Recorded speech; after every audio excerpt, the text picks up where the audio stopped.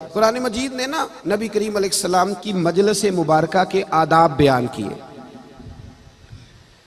सहाबा किराम अलैहिम रिदवान हुजूर सैयद आलम सल्लल्लाहु अलैहि वसल्लम की गुफ्तगू सुना करते थे, तो जब कोई बात समझ में ना आती तो अर्ज करते राई ना या रसूल अल्लाह, हुजूर रियायत कर दें, जरा दोबारा बता दें। यहूदियों की जुबान में इस लफ्ज को जरा खींच के पढ़ा जाता था तो इसका माज अल्लाह माना बनता था, ए हमारे चरवाहे। अगरचे सहाबा की नीयत नहीं थी, लेकिन यहूदी इस लफ्ज के पीछे छुप के ना हुजूर की बेअदबी करते थे। अल्लाह तबारक व तआला ने ना ये लफ्ज कहने से ही सहाबा को मना कर दिया। तवज्जो है मेरी बात पर? फरमाया या अय्युहल्लज़ीना आमनू ला तक़ूलू राइना, ए ईमान वालो तुमने राइना कहना ही नहीं, ये लफ्ज ही छोड़ दो। यानी को बंदा उठ के कह सकता था कि मेरा मतलब तो ये है, तो कहा तुम मतलब रहने दो, तुम ये लफ्ज ही छोड़ो, तुम कहा करो वक़ूलुन ज़ुरना। समझ ना आए तो को या रसूल अल्लाह एक नजरे करम फरमा दीजिए, तुम ना ये जुमला कहना शुरू कर दो। हमारे ज़माने में ये होता है कि लोगों का निसाब से भी रिश्ता होता है, किताब से भी रिश्ता होता है, पर उस्ताद से नहीं होता। तो जो है मेरी बात पर, कभी आप MSc पढ़ने वाले बच्चे से पूछें, ये बड़ी जिम्मेदारी से बात कर रहा हूँ, MSc वाले से पूछें तालीम कितनी है तो कहेगा MSc है। उससे पूछें कि आप का दर्जा क्या है तो कहेगा कि फर्स्ट डिवीज़न मेरा दर्जा है या A+ मेरे मार्क्स हैं, वो सारी बातें बताएगा। लेकिन कभी कोई शख्स उससे ये नहीं पूछेगा तेरे उस्ताद कौन से हैं। MSc वाले स्टूडेंट से कभी किसी ने पूछा तेरा टीचर कौन है, बोल के बताइए? पढ़ता नहीं टीचर के पास, वो पूछते क्यों नहीं? इंजीनियर आपके सामने इंजीनियरिंग की डिग्री लेके आया है, उसने डिग्री रखी है, और अब तो 6-6 लाख रुपया नक्शा बनाने का लेता है इंजीनियर, सिर्फ नक्शे का। और बिल्डिंग ज्यादा मजबूत हो तो मैंने सुना है करोड़ रुपया सिर्फ नक्शा बनाने वाला लेता है, डिजाइन करके देने का।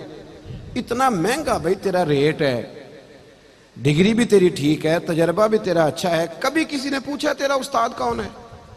बोले प्रोफेसर साहब से किसी ने पूछा हो। लेकिन कोई आलिम किसी मस्जिद में जब भी खुतबा जुमा देता है वो भले बता दे कि मैंने तंजीमुल मदारस की सारे इम्तिहानात दिए हैं, दौरा हदीस किया है, फिर भी लोग उससे पूछते हैं आपका उस्ताद कौन है। ये समझो ना इस बात को, ये दीन रूहानियत एक ऐसी चीज है कि सिर्फ निसाब और किताब से काम नहीं चलेगा, आपको उस्ताद का नाम भी बताना पड़ेगा, आपको अपने उस्ताद और शेख का नाम भी, ये जरूरी बात है, इसके बगैर काम नहीं चलेगा। इसलिए कि ये जो दीन है ना, दीन ये आता ही निस्बत की बरकत से है। जो आदमी हदीस रिवायत करता है ना, आज भी उसको अपनी सनद बतानी पड़ती है। अस्माउर रिजाल का एक पूरा मुरत्तब इल्म है हमारे इल्म हदीस के अंदर, कि आपको बताएंगे आपने हदीस कहां से ली, और फिर जिससे ली उसका तारुफ भी कराएंगे, फिर ये साबित करेंगे आपके आपकी उससे मुलाकात भी हुई कि नहीं हुई, और फिर उसके आदिल और सिका होने पर दलाइल भी दिए जाएंगे। मैं तो इसका तर्जुमा ये करता हूं कि जिस उस्ताद से आपने हदीस ली आपको उसकी शान भी बतानी है, उसकी आपको अजमत भी बयान करनी है। तो मजलिस का माना सिर्फ ये नहीं है कि आप उस्ताद के सामने बैठे हैं तो आप कहें मैंने सबक पढ़ना है, तालीम मेरी मुकम्मल हो गई, अब मेरा उस्ताद से रिश्ता खत्म हो गया। कुरान मजीद ने नबी करीम के आदाब बयान किए। फरमाया ये नहीं होगा कि तुम मेरे महबूब से कुरान और सुन्नत सीखो और चले जाओ, तुमने रसूल करीम की जात से रिश्ता बना के रखना है। और चूंकि दीन मुस्तफ़ा से लेना है, दीन नबी करीम से लेना है, लिहाजा उस मजलिस में जब बैठना है तो उसके आदाब का भी ख्याल करना है, तुमने लफ्जों के चुनाव का भी ख्याल करना है, हुरूफ की तरतीब का भी ख्याल करना है। तुम्हारा अपने उस्ताद से, शेख से रिश्ता जुड़ा हुआ होना चाहिए। इसलिए कहीं भी नबी करीम ने सहाबा से नहीं कहा था कि मुझे कहा करो फिदा का अबी व उम्मी या रसूल अल्लाह, कहा था कहीं हुजूर ने? बोलिए तो सहाबा ने यह जुमला कहां से लिया, ये फिक्रा उन्होंने कहां से लिया? अल्लाह ताला आपको जज़ाए खैर दे दी, मेरा इनाम काफी हो गया यहां पहुंचने का। अब बुजुर्ग बेशक चीजें अपने पास रखें और मेरी बात सुने। अजीज दोस्तों, कहां से लिया सहाबा ने ये लफ्ज, कहां से लिया? वो ना हुजूर की महफिल के आदाब जान गए थे।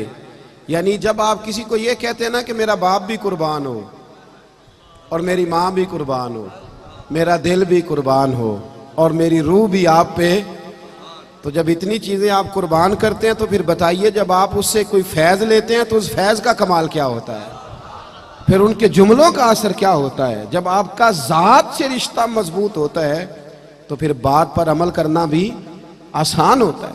इसलिए शेख से, उस्ताद से हमारे बुजुर्गों के रिश्ते कभी टूटा नहीं करते थे। हमने देखा है कि बुजुर्ग बूढ़े हो जाते लेकिन ईद आती ना, मुझे बताइए उस्ताद साहब सारा साल अपने घर से रोटी नहीं खाते कि शागिर्द दे के आते हैं? इतने मैंने लगता है कोई है मसला है जिदा आप सारा साल भेजते हैं इसलिए हाँ ना नहीं करते। उस्ताद साहब अपने खर्चे पे गुजारा करते हैं कि हर महीने शागिर्द खर्चा देते हैं? बोल तो दे यार। नहीं, ये तो मुझे बुलवाना ही पड़ेगा इसलिए कि शक पड़ गया मसले में। उस्ताद अपना ही खर्चा करते हैं।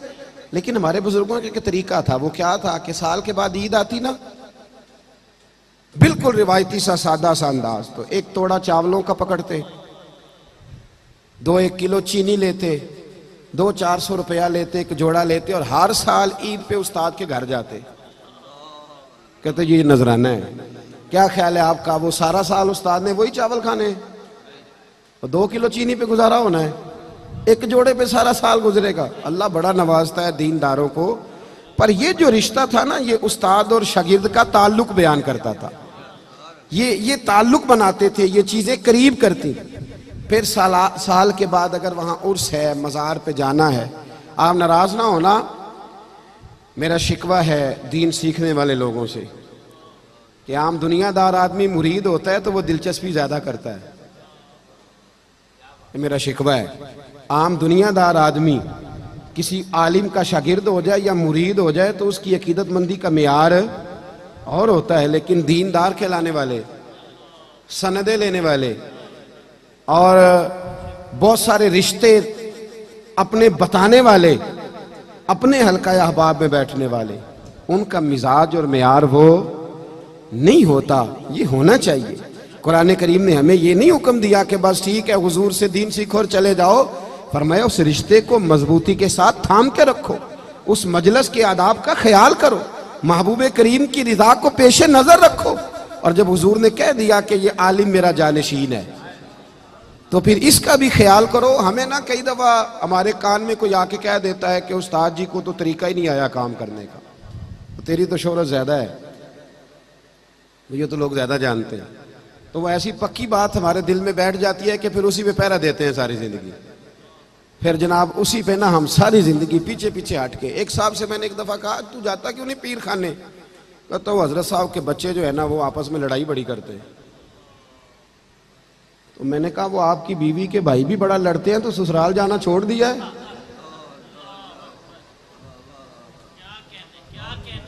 क्या ख्याल? बीवी के भाई लड़ते हैं आपस में कि नहीं? एक दफा इनकार करो ना, जुर्रत करो घर में बैठने की मैंने आज के बाद नहीं जाना। वो लड़ते बड़ा है, अजीब बहाना है ना। और वहां अगर शादी आ जाए ना किसी की तो कम से कम खर्चा लाख रुपया होता है, ससुराल में शादी आ जाए। और यहाँ बहाना करके बैठ जाते हैं, अभी मैं नहीं जाता वहां, तो मसाइल बड़े बन गए। अपना ताल्लुक मजबूत करें, अपने बुजुर्गों के साथ अपने रिश्ते जोड़े।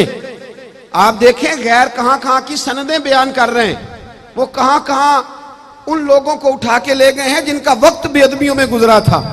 और हम क्या करते हैं? आप यकीन करें जिस दौर में हमारा कोई आलिम है वो बेचारा मुतनाज़े बन गया। मैं बड़े दुख के साथ कहता हूं कि आज कोई एक ऐसा आलिम नहीं है जिसको हमने मुतनाज़ा ना बनाया हो। कोई ना कोई बात, कोई ना कोई अंदाज हमने छोड़ ही दिया है। क्या देखे जा रहे हैं हम आने वाली नस्ल को? कोई शख्स ही अच्छा नहीं था, माज़अल्लाह कोई ठीक नहीं था। और जो बुजुर्ग गुजर गए अभी माजी करीब में, उनका हमने जिक्र कभी नहीं किया, ना हमारे खुतबों में, ना हमारी तकरीरों में, ना हमारे कभी लबो लहजे में। और कभी नाम लेना भी पड़े तो मैं देखता हूँ लोग किस कदर बुखल का मुजाहरा करते। एक बुजुर्ग कहते हैं, मैं एक बुजुर्ग के पास गया, और मियाँ नाम ले उस बुजुर्ग का। किसी को इज्जत वो देता है जिसके अपने पास इज्जत होती है। तू जिक्र कर, तू तज़किरा कर, तू नाम ले, और किसी का नाम लेने से तेरा कद छोटा नहीं होगा, बल्कि अल्लाह तुझे और इज्जतें अता फरमाएगा। हज़रत दाता अली अजमेरी रहमतुल्लाह अलैह ने लिखा है कि जनाब सर्री सख्ती रहमतुल्लाह अलैह ने बड़ी तरबियत की थी हजरत जुनैद बगदादी की, बड़ा प्यार से उन्हें सजाया सवारा, भांजे भी थे, मुरीद भी थे। और जब मुकम्मल हो गई ना तालीम तो हजरत सर्री सख्ती रहमतुल्लाह अलैह की ख्वाहिश ये थी कि जुनैद बगदादी वाज किया करें, तकरीर किया करें। अब तो बहुत सारे पीर तकरीर भी नहीं ना करते, तकरीर मौलवी साहब करते हैं, तो पीर साहब क्या करते हैं जी? जी खामोश दुआ है जी, दुआ और वो भी खामोश। कहते जी हमारे हजरत साहब गुफ्तगू नहीं करते, तो मैंने कहा उसे कहो चार चीजें सीखे और फिर बयान करे, इसलिए कि खिताब करना मौलवी का तरीका नहीं, मदीने वाले महबूब का तरीका है। ये नबी रहमत अलैहिस्सलाम का अंदाज है। हुजूर वाज फरमाते थे, गुफ्तगू करते थे।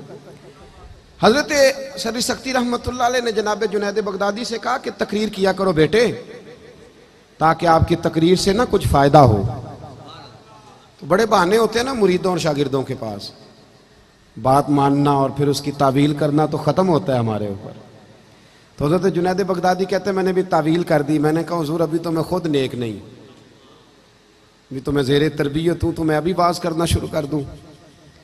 अल्लाह के बंदे ज़िद नहीं करते, और आप बार बार कोई बात करें तो आपकी बात का वज़न कम हो जाता है। इसलिए बड़े लोगों को चाहिए कि एक बात को बार बार ना करें, और कह दिया तो ठीक है।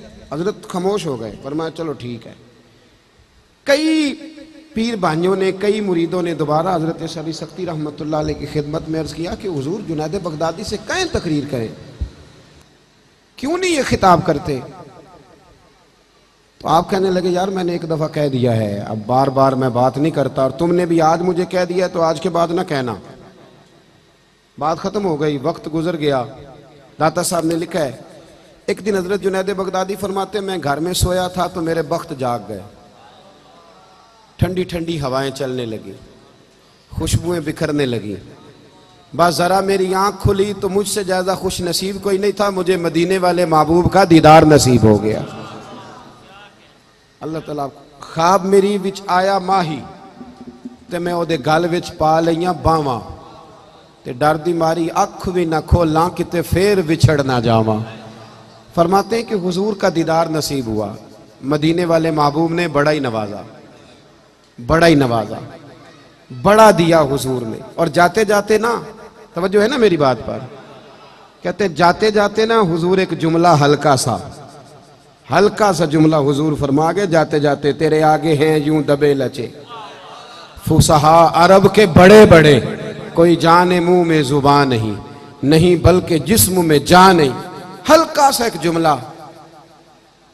हुजूर फरमाने लगे जुनैद तकरीर किया करो यार, तकरीर किया करो यार, क्या हर्ज है, बात करनी चाहिए।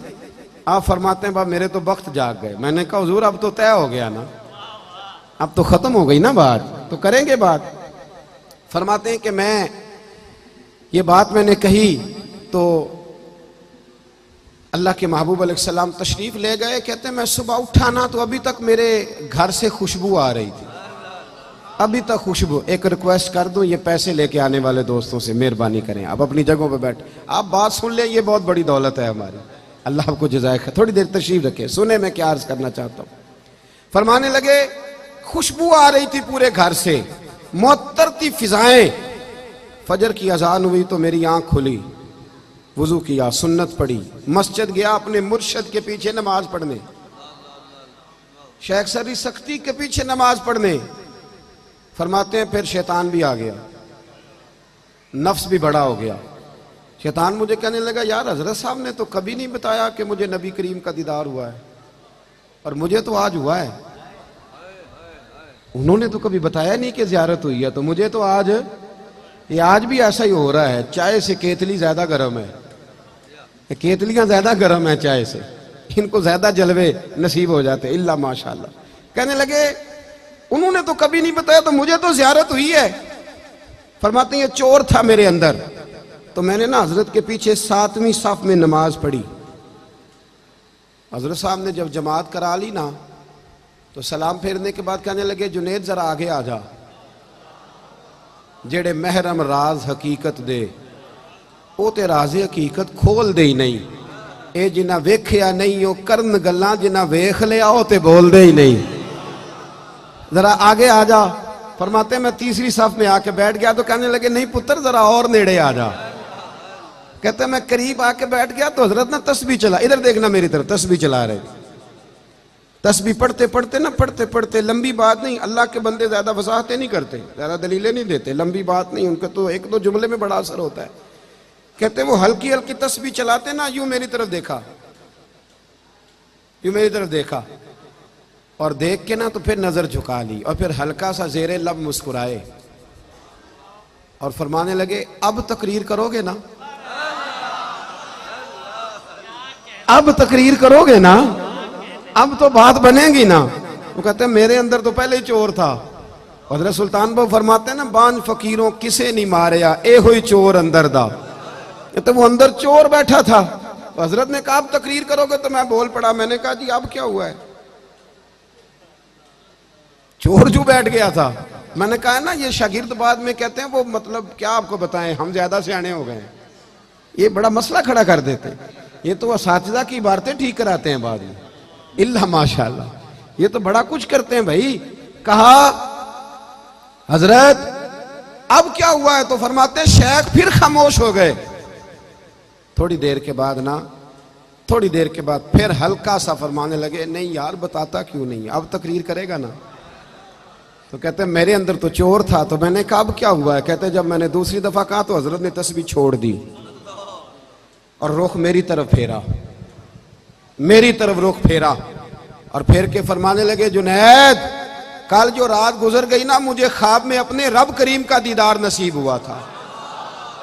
तो मैंने अल्लाह की बारगाह में अर्ज की मालिक मेरी कमाई ये जुनैद बगदादी है, बड़ी कोशिश करता हूं कि मैदान में आ जाए, दीन का काम संभाले, लेकिन झिझकता है।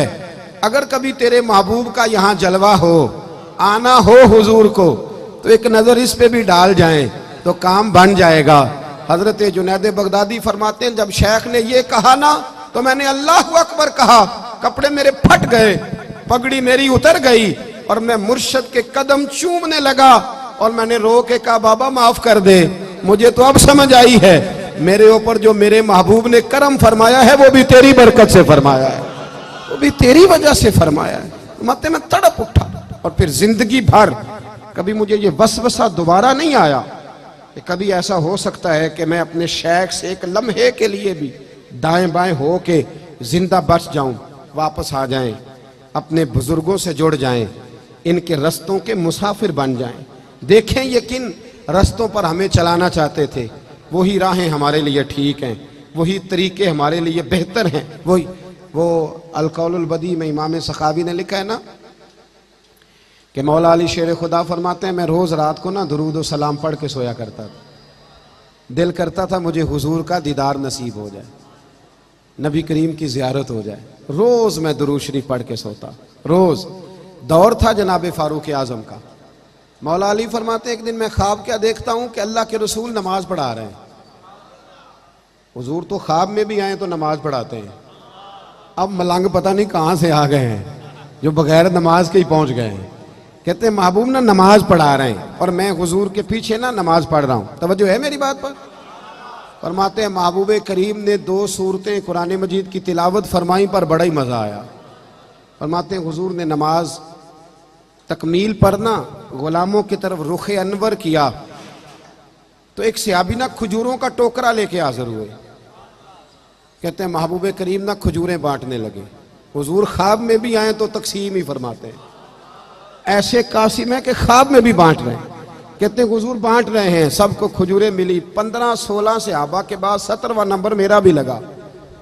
कहते हैं खजूर मिली, कुछ खजूर का मजा, कुछ दस्ते मुस्तफ़ा का मजा।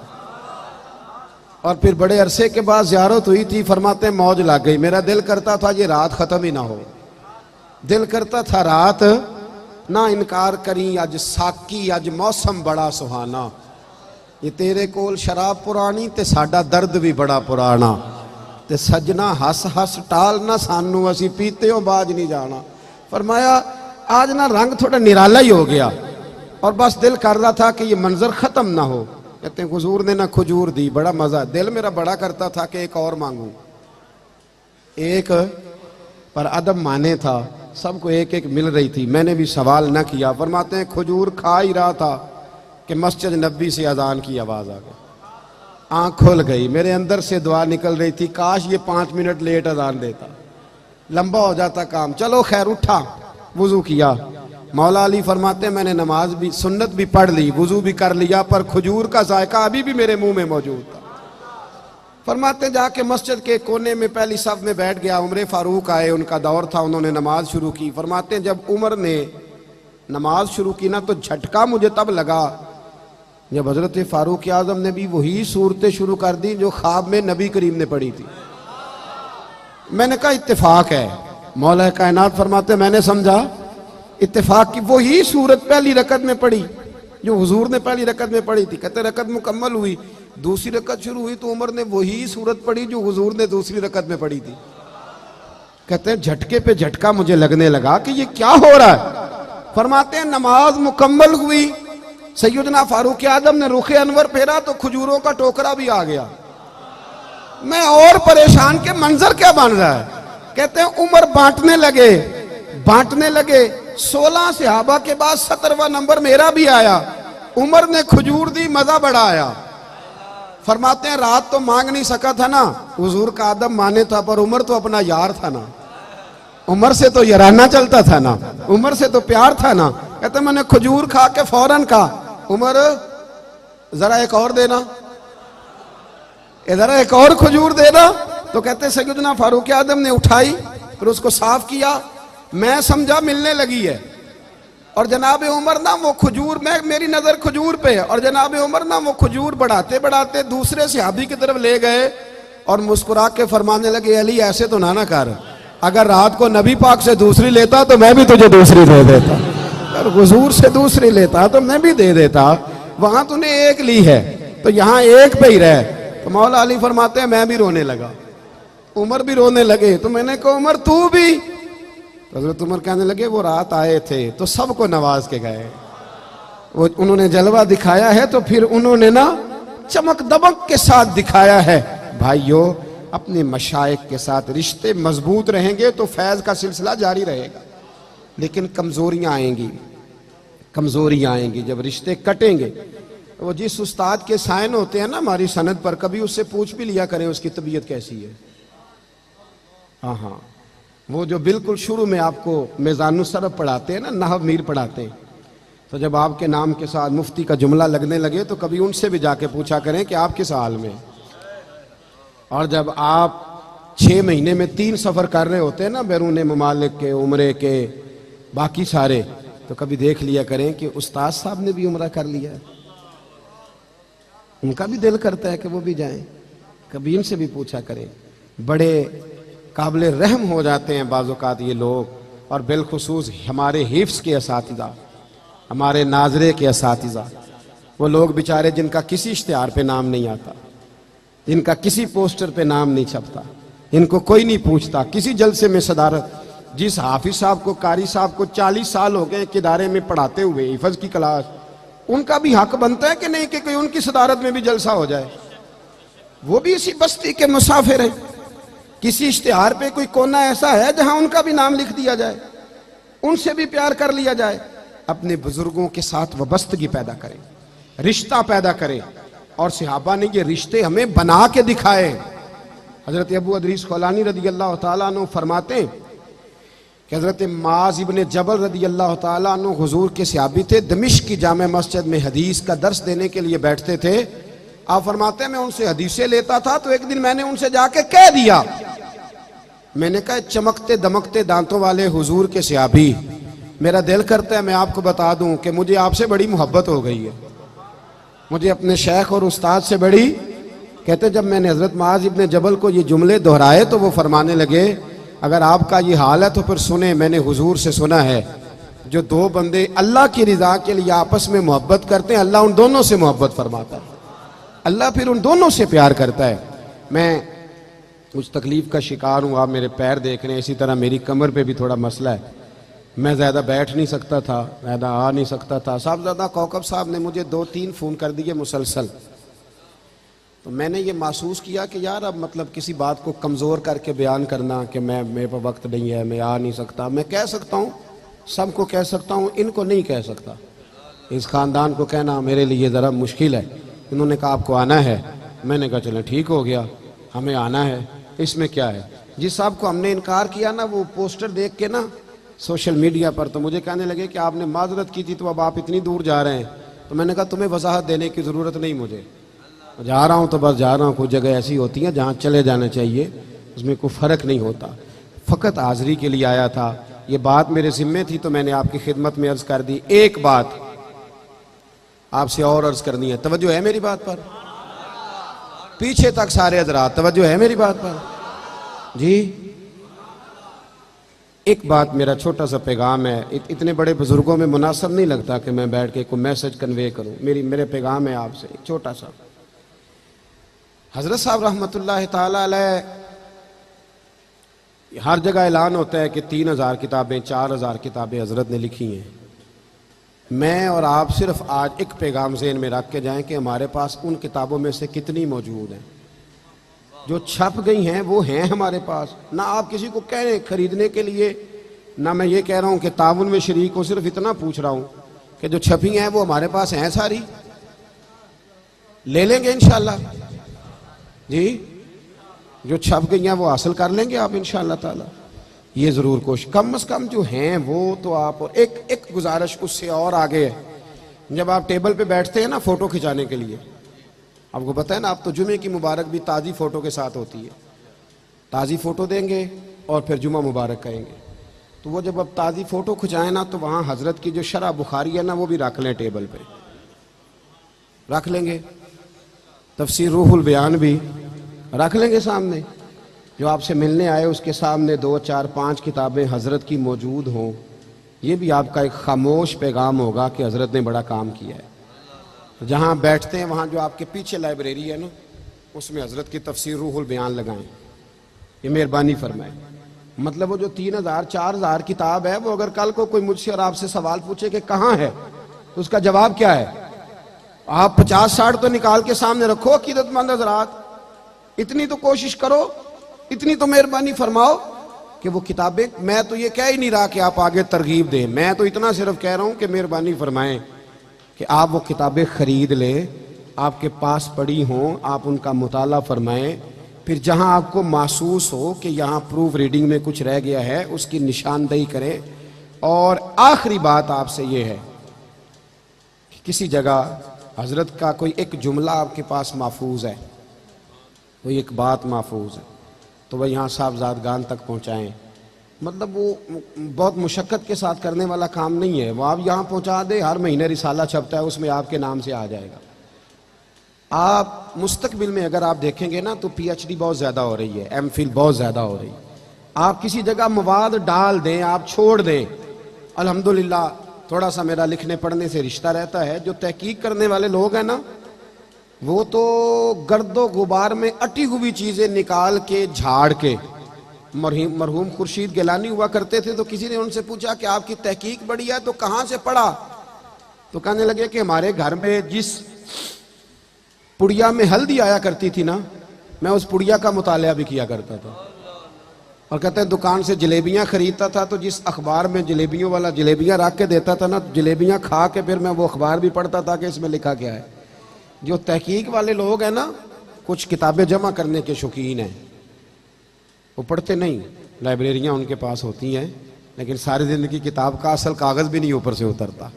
लेकिन जो तहकीक के लोग हैं ना, तहकीक के, वो तो पर्दों के पीछे से ढूंढ के चीज़ें ले आते हैं।